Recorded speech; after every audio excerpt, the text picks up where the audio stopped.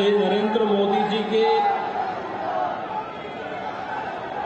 नेतृत्व में 9 वर्ष की यशस्वी यात्रा के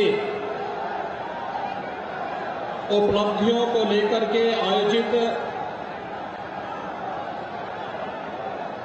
गौतम बुद्ध नगर लोकसभा सीट के इस जनसभा में मंच पर उपस्थित क्षेत्रीय अध्यक्ष श्री सत्येंद्र सिसोदिया जी, उत्तर प्रदेश सरकार में मेरे सहयोगी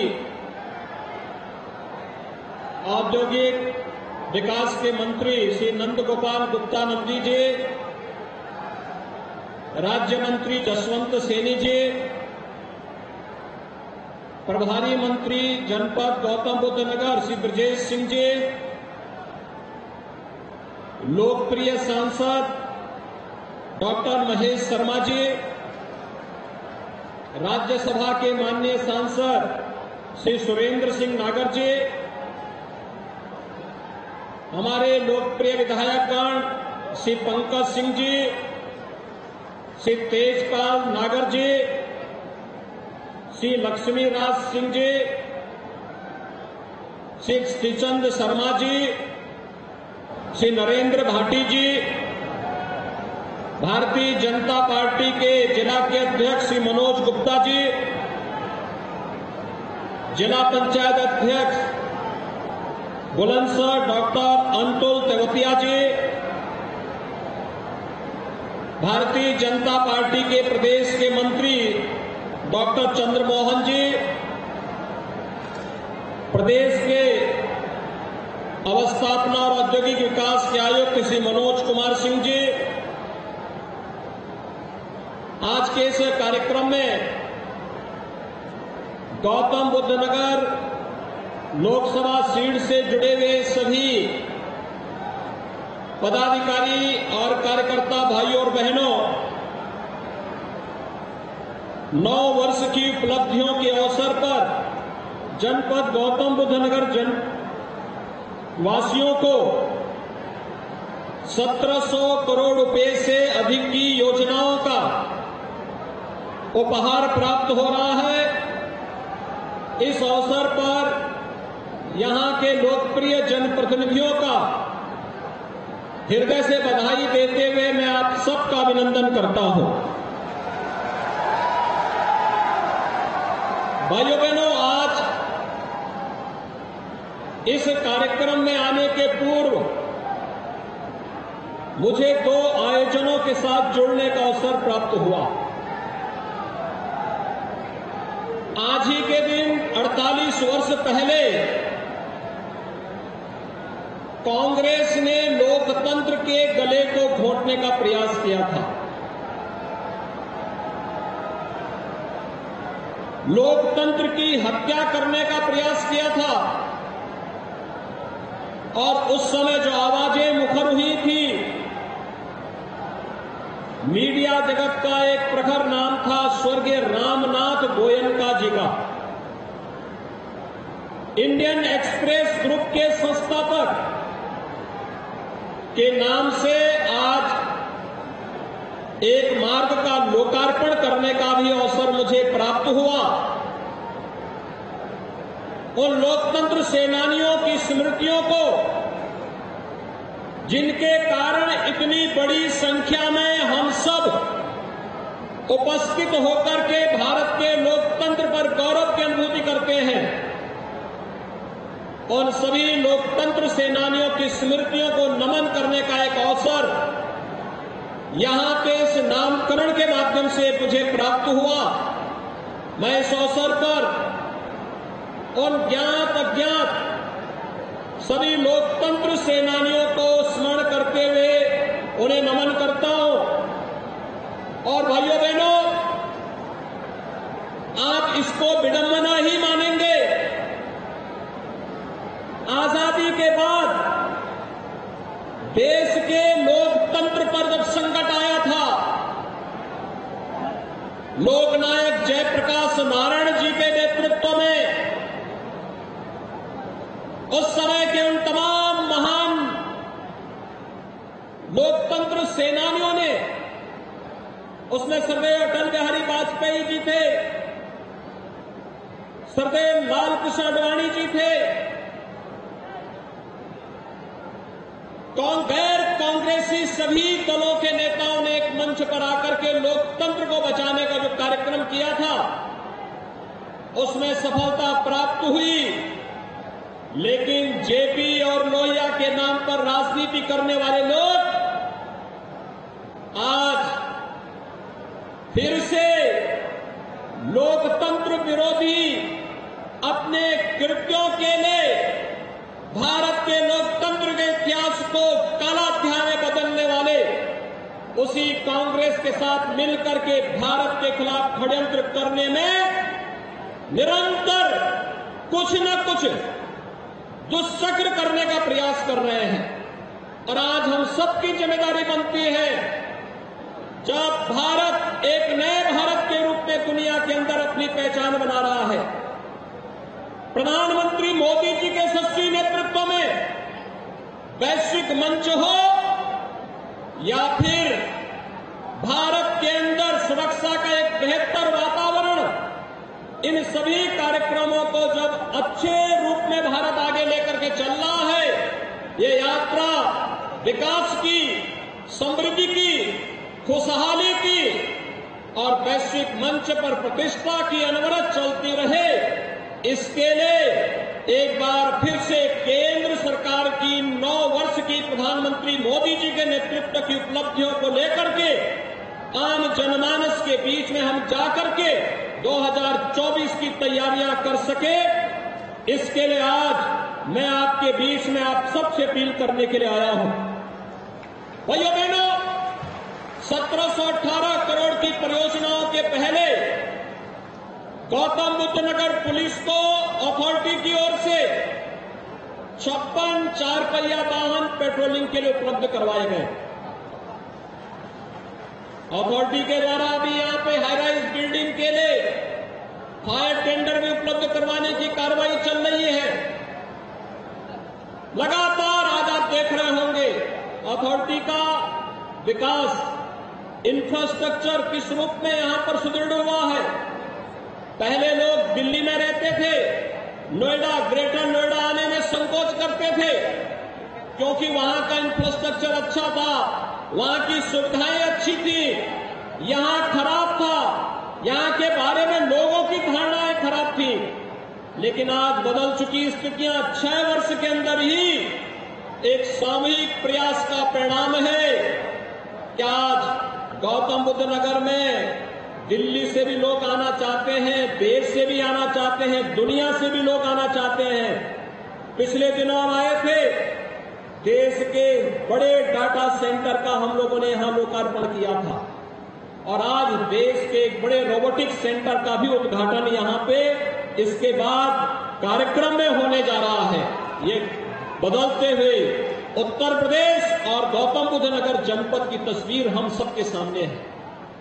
भाइयों बहनों, सत्र के पहले मैं सोच रहा था, मेरे लगातार पिछले कुछ दिनों में कार्यक्रम थे। मैं बलरामपुर जिले में जो एस्पिरेशनल जिला है वहां गया था। अभी 3 दिन पहले बलरामपुर, अंबेडकर नगर, बलिया, गोरखपुर, इन जनपदों में मैं गया था। बड़ी गर्मी थी, लेकिन जब मैं पश्चिमी उत्तर प्रदेश की तरफ आ रहा था तो मुझे लगा कि वहां भी इतनी भीषण गर्मी होगी। लेकिन आज देखिए मौसम की कितनी बड़ी कृपा, जैसे माफिया उत्तर प्रदेश में ठंडे हो गए वैसे मौसम भी ठंडा हो गया है।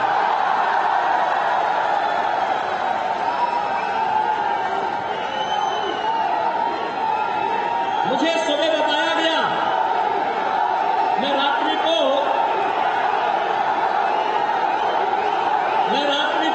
मथुरा में था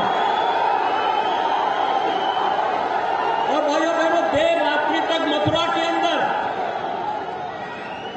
वहां पर चल रही विकास के कार्यक्रमों को मुझे अवलोकन करने का अवसर प्राप्त हुआ और मुझे लगा देखिए कितनी बड़ी संभावना उत्तर प्रदेश के लोगों के पास। काशी भी हमारे पास, अयोध्या भी हमारे पास और मथुरा वृंदावन भी हमारे पास। जैसे काशी प्रधानमंत्री मोदी जी के नेतृत्व में एक नई आभा के साथ दिव्य और भव्य काशी के रूप में आज जगमगाहट के साथ वैश्विक मंच पर एक नई प्रतिष्ठा प्राप्त कर रही है, ऐसे ही अयोध्या एक नई अयोध्या के रूप में जगमगा रही है। और मुझे लगता है हर भारतवासी दुनिया के अंदर जहां कहीं भी सनातन हिंदू धर्मावलंबी होगा, भारत का शुभचिंतक होगा, वह जनवरी 2024 का इंतजार कर रहा है, जब रामलला अपने स्वयं के भव्य मंदिर में विराजमान होंगे। अयोध्या में वो दिन भी नजदीक आने वाला है। और मैं कल मथुरा वृंदावन की जगमगाहट को, वहां पे चल रहे कार्यक्रमों को भी देख रहा था। देर रात्रि तक मुझे अनेक स्थानों में जाने का अवसर प्राप्त हुआ, लेकिन आज प्रातः जब मैंने मालूम किया कि क्या स्थिति है गौतम बुद्ध नगर की, तो मुझे बताया गया बारिश हो रही है। कैसे कार्यक्रम होंगे?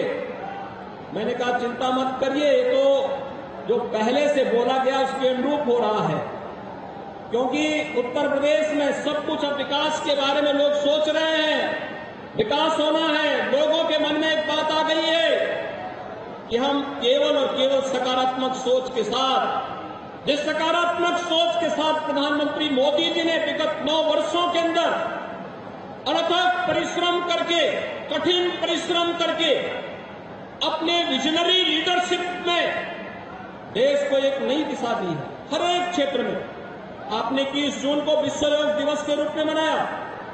दुनिया के 180 देशों ने योग दिवस के साथ जुड़ करके भारत की ऋषि परंपरा के प्रति कृतज्ञता ज्ञापित की। हर भारतवासी गौरवान्वित है। आपने परसों देखा अमेरिकी सीनेट को प्रधानमंत्री मोदी जी संबोधित कर रहे थे, और अमेरिका में क्या अभूतपूर्व स्वागत प्रधानमंत्री मोदी जी को प्राप्त हुआ। भाइयों बहनों, वर्तमान में आजादी के अमृत काल में भारत 2 बड़ी उपलब्धियों को लेकर के वैश्विक मंच पर छा रहा है। G20 समूह की अध्यक्षता प्रधानमंत्री मोदी जी के नेतृत्व में भारत कर रहा है। G20 दुनिया के 20 बड़े देश, जिनके पास कुल दुनिया की आबादी की 65% से अधिक आबादी निवास कर रही है, दुनिया के 80% संसाधनों पर जिनका अधिकार है, 85% जीडीपी पर जिनका अधिकार है, और 90% पेटेंट पर जिनका अधिकार है, उन देशों की अध्यक्षता भारत वर्तमान में कर रहा है। G20 का एक समिट गौतम बुद्ध नगर जनपद में भी प्रस्तावित है। भाइयों बहनों, एक तरफ यह और दूसरी तरफ जब भारत अपनी आजादी के अमृत काल में चल रहा है, एक नए भारत के रूप में, एक खुशहाल भारत के रूप में, दुनिया की 5वीं बड़ी अर्थव्यवस्था के रूप में बढ़ता हुआ भारत आज हम सबके सामने है। कोरोना कालखंड में फ्री में टेस्ट, फ्री में उपचार, फ्री में वैक्सीन, और 3.25 वर्षों से 80 करोड़ लोगों को प्रधानमंत्री मोदी जी के नेतृत्व में फ्री में राशन की सुविधा का लाभ भी भारत दे रहा है। दुनिया के अंदर कोई देश नहीं दे रहा है। भाइयों बहनों, 80 करोड़ लोगों को भारत 3.25 वर्ष से फ्री में राशन की सुविधा दे रहा है। और दूसरी तरफ 1947 में भारत का विभाजन करके बना हुआ पाकिस्तान एक एक रोटी के लिए मोहताज हो रहा है। जब भारत अपनी आजादी का अमृत महोत्सव मना रहा है, तब भारत खुशहाली की ओर से दुनिया की एक बड़ी आर्थिक ताकत के रूप में उभर रहा है। भारत के नागरिकों में समृद्धि आ रही है। भारत विकास की एक नई यात्रा के साथ आगे बढ़ रहा है। ये यात्रा इसी प्रकार से बनी रही। 2027 आते आते भारत दुनिया की तीसरी बड़ी अर्थव्यवस्था के रूप में स्थापित होगा। एक तरफ भारत की शानदार यात्रा और दूसरी तरफ पाकिस्तान अपनी नकारात्मक सोच के नाते, अपनी विध्वंसात्मक सोच के नाते भूखमरी और दरिद्रता की एक नई कहानी रचता हुआ दिखाई दे रहा है। और भाइयों बहनों, कोई कारण नहीं, आने वाले समय में अपने इन्हीं कृत्यों के नाते पाकिस्तान भी वैसे ही ठंडा न हो जाए जैसे यहां के माफिया ठंडे हो गए हैं। कोई कारण नहीं, आप देखना ये उधर बढ़ रहा है। और इसीलिए आज मैं आपके पास आया हूं आप सबसे अपील करने के लिए, जिन लोगों ने लोकतंत्र के गले पर रौंदा था, आज उसके साथ जब समाजवादी पार्टी, उनके साथ जब राष्ट्रीय लोकदल, उनके साथ जब जेडीयू और अन्य जेपी के अनुयायी कहे जाने वाले दलों की जब सांठगांठ होती है, तो जनता भी इनके उन सभी कारनामों को कि अपने भ्रष्टाचार के कारनामों को छुपाने के लिए कैसे, क्योंकि समाजवादी पार्टी का तो पुराना इतिहास रहा है ना कि कांग्रेस को इन्होंने 2004 में बिना मांगे ही समर्थन देने का कार्य किया था। वे समर्थन नहीं चाहते थे, लेकिन जबरदस्ती चिपको आंदोलन के रूप में अपने आप को अग्रणी बनाने में माहिर हैं और वही कार्य उन्होंने उस समय किया था। एक बार फिर से उस कथा को दोहराने का कार्य हो रहा है। लेकिन भाइयों बहनों, हमें विकास के बारे में जो सकारात्मक सोच प्रधानमंत्री मोदी जी ने दी है, उस सकारात्मक सोच के साथ आगे बढ़ना है। और आज गौतम बुद्ध नगर जनपद में मैं स्वयं इसी बात को लेकर आया हूं। विगत 6 वर्ष में यहां के परसेप्शन को बदला है। यहां पे बड़े बड़े कार्य, इंफ्रास्ट्रक्चर के बड़े बड़े कार्य हो रहे हैं, निवेश आ रहा है। और गौतम बुद्ध नगर जनपद एक बार फिर से नोएडा, ग्रेटर नोएडा यमुना अथॉरिटी के माध्यम से अपनी आभा को देश के अंदर और वैश्विक मंच पर फिर से वो छाता हुआ दिखाई दे रहा है। एक नए भारत के नए उत्तर प्रदेश के रूप में इस जनपद ने उत्तर प्रदेश को एक नई पहचान विगत 6 वर्ष के अंदर देने का कार्य किया है। यहां पर एशिया का सबसे बड़ा एयरपोर्ट जेवर में बन रहा है। भाइयों बहनों, 6 वर्ष पहले जेवर की क्या स्थिति थी, क्या स्थिति थी? और इस वर्ष के अंत में हम जेवर में फर्स्ट फेज का कार्य संपन्न कर चुके होंगे। भाइयों बहनों, यहां पे आज मेडिकल डिवाइस पार्क भी आ रहा है, आज यहां पे फिल्म सिटी भी आ रही है, आज यहां पर विभिन्न प्रकार की वे योजनाएं जिनके बारे में कभी कल्पना की जाती थी, आज वह सब कुछ यहां आ रहा है। लेकिन मैं धन्यवाद दूंगा जेवर एयरपोर्ट में जिन किसानों ने जमीन दी थी, सचमुच उनका अभिनंदन करता हूं। मैंने यहीं पे आकर के उनसे उस समय संवाद किया था और मैंने अनुरोध किया था कि आपका समय निकल चुका है, लेकिन आने वाली पीढ़ी के भविष्य के बारे में सोचिए। हमें कैसा विकास चाहिए? जो लोग इस पूरे जनपद को, यहां के विकास को बैरियर बन करके माफियाओं के साथ मिल करके यहां के विकास को रुद्ध करते थे, हमें उनको आगे बढ़ने के लिए अवसर देना है या यहां का विकास करके आने वाली पीढ़ी के भविष्य को उज्जवल करना है। और यहां के आने वाले सभी सम्मानित किसानों ने, अन्नदाता किसानों ने कहा था नहीं, हमें विकास चाहिए, आने वाली पीढ़ी का भविष्य उज्जवल चाहिए। तो मैंने उनसे अनुरोध किया कि सचमुच आप विकास के पक्षधर हैं तो एक काम करना कि जेवर एयरपोर्ट के लिए बनने वाला जो एयरपोर्ट है, उसके लिए जो जमीन है, उस जमीन की रजिस्ट्री के कागज 1 महीने के अंदर आप यहां के माननीय जनप्रतिनिधियों के साथ मिलकर के लखनऊ में मुख्यमंत्री आवास में आकर के मुझे दे देंगे तो मैं मान दूंगा कि आप लोग सचमुच एयरपोर्ट बनाने के पक्षधर हैं। और उन्होंने किया था और मैं आज इसीलिए आया हूं। आज हम यहां पे आए हैं, आज यहां पे 1718 करोड़ रुपए की जिन परियोजनाओं का लोकार्पण और शिलान्यास हुआ है, सॉलिड वेस्ट मैनेजमेंट से भी है, सड़क से भी है, ड्रेनेज से भी है, यहां की अन्य अवस्थापना सुविधाओं के साथ साथ बुनियादी सुविधाओं से जुड़ी हुई योजनाएं भी हैं। लेकिन साथ साथ इस जनपद के समग्र विकास के लिए अथॉरिटी के द्वारा किए जाने वाले प्रयासों की वह एक झलक भी प्रस्तुत करता है। भाइयों बहनों, मैं यही आश्वासन देने के लिए भी आया हूं, किसानों की समस्या का समाधान हमारी शीर्ष प्राथमिकता है और सकारात्मक योगदान, संवाद से इस समस्या का समाधान होगा। संवाद के माध्यम से बड़ी समस्या का समाधान हो सकता है। आखिर हम लोकतांत्रिक समाज में रहते हैं, इसके लिए नकारात्मक ताकतों को बीच में नहीं आने देना है। जो लोग विकास के विरोधी हैं, आपके कंधे पे बंदूक रख करके केवल अव्यवस्था पैदा करना चाहते हैं, विकास को बाधित करना चाहते हैं और आने वाली पीढ़ी के भविष्य के साथ खिलवाड़ करना चाहते हैं, उन लोगों को सफल नहीं होने देना है। हम संवाद के माध्यम से अपनी समस्या का समाधान करें और साथ ही साथ हम लोग यहां पे बाय और बिल्डर से जुड़ी हुई समस्या का समाधान करने के लिए भी एक सकारात्मक दिशा में आगे बढ़ने वाले हैं।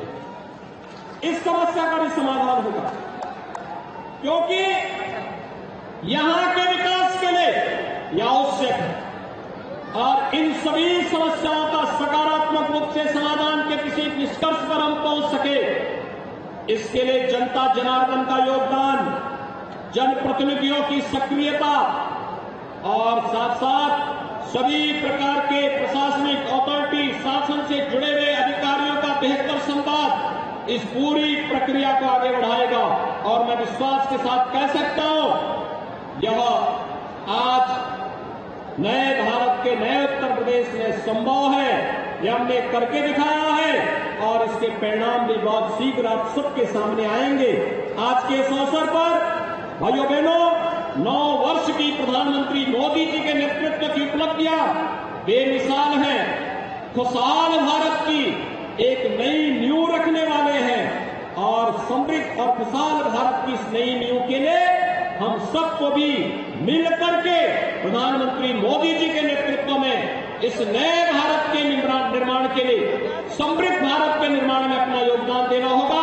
आज के इस अवसर पर एक बार फिर से मैं आप सबको हृदय से इन सभी योजनाओं की बधाई देते हुए, सभी माननीय जनप्रतिनिधियों को बधाई देते हुए गौतम बुद्ध नगर वासियों का अभिनंदन करता हूं। धन्यवाद। जय हिंद।